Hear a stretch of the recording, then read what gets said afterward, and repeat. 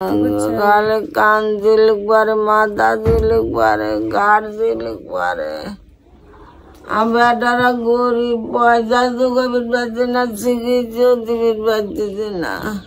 দর্শক আসসালামু আলাইকুম, সবাই কেমন আছেন? আশা করি সবাই ভালো আছেন।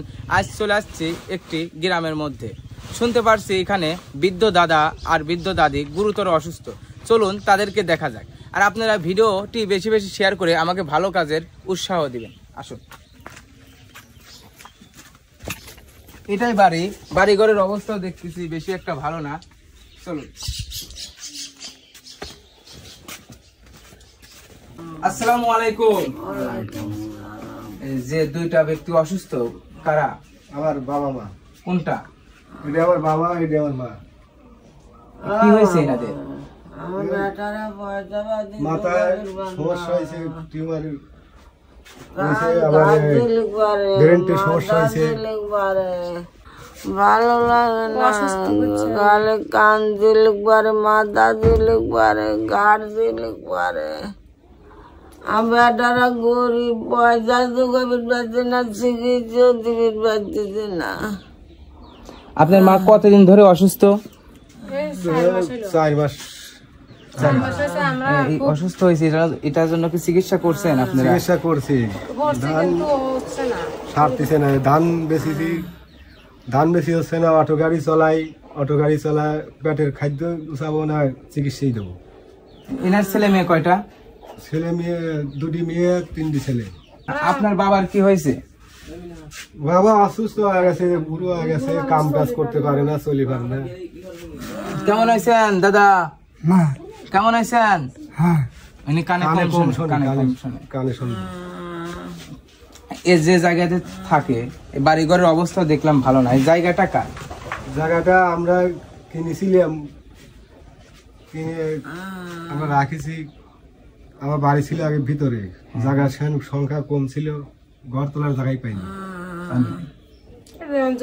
খাওয়া দাওয়া করছেন দাদি?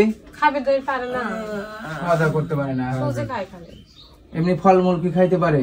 ফলমূল খাই পারে। ফলমূলের সাথে একটা খাই পারে না, কিন্তু সোজে খায়। আমার ব্রেনের সমস্যা হয়েছে তো। ঠিক মতন কি নাকি ওষুধ খাওয়াতে পারতেছেন? না, পারেনি তো খায়। আপনার কি হয়? আমার শাশুড়ি। দর্শক, এনাদের কথা শুনলেন। টাকার অভাবে বৃদ্ধ দাদিকে চিকিৎসা করতে পারতেছে না। দাদি গুরুতর রোগে আক্রান্ত। ডাক্তার বলছে যে চিকিৎসা করো, সুস্থ হবে, কিন্তু আমার চা চিনতে খাওয়াতে আপাশে আমরা মনে হয় যে যেটুকু পারে এটুকু দিচ্ছি, আর পারতেছি না। এনার চিকিৎসা করতে কত টাকার প্রয়োজন? তাও মনে হয় যে এখন কত টাকা লাগবে নি, গেলেই 10-15 টাকা না হলে হয় না। 10 দিন 15 দিন বাদেই যাওয়ার ডেট দেয়। 10 দিন বাদে আসেন, 15 দিন বাদে আসে, গেলেই মানে যাতে আসতেই 10,000 টাকা লেগে যায়। আর ওষুধ তো আছে। তাহলে এনার চিকিৎসা ঠিক মতন আপনারা করতে পারতেছেন না। আর দেখেন তো, আমরা গরিব মানুষ, অবস্থা আমার মনে ব্যান চলে খায়, চাল পারলে সবাই দিনপথ ভালো চলে না, দিনপাত ভালো চলে না। আমি যেটুকু পারছি এটাকে করতেছি। তারপরে আমার যে ওষুধ ব্যাগরাই আরো অসুস্থ। দাদি, তাহলে আপনি কেমনে চলতেছেন? আপনারা কেমনে চলতেছেন? বেটারা অসহায়, একবারে গরিব, কিনে খায়। আমার ছায়া চিন্তায় নিয়ে খায়। আমার বেটারা যেটুকু পারে ওইটুকু দিচ্ছি, কিছু দেয়। একটু আমার সাথে সহজতে হলে আমি বাঁচলাম না, আমাকে একটু সাহায্য করা লাগবে। দর্শক, এই অসুস্থ দাদি বলতেছে আমাকে যদি একটু সাহায্য করতে তাহলে আমি বাঁচতাম। তাহলে আপনাদের কি কোনো বিকাশ নাম্বার দিতে পারবেন? হ্যাঁ, বিকাশ নাম্বার আছে। আপনাদের বিকাশ নাম্বারটা বলেন। 0177 066 4135। আবার বলেন। 0177 066 4135। তাহলে এনারা তো অসুস্থ, আমি তাহলে এনাদেরকে কিছু টাকা দেই ওষুধ খাওয়ার জন্য।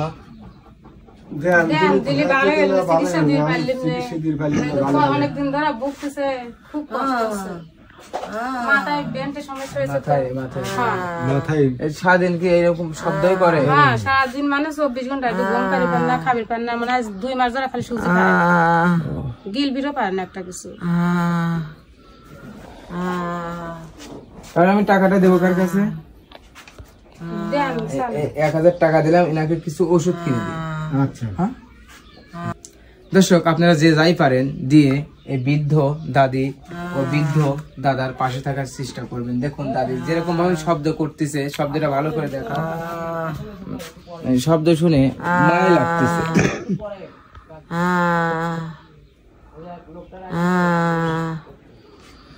দর্শক সবাই বিন্দু পরিমাণ মানবতার হাত বাড়িয়ে দিয়ে বৃদ্ধ দাদা আর বৃদ্ধ দাদির পাশে থাকবেন।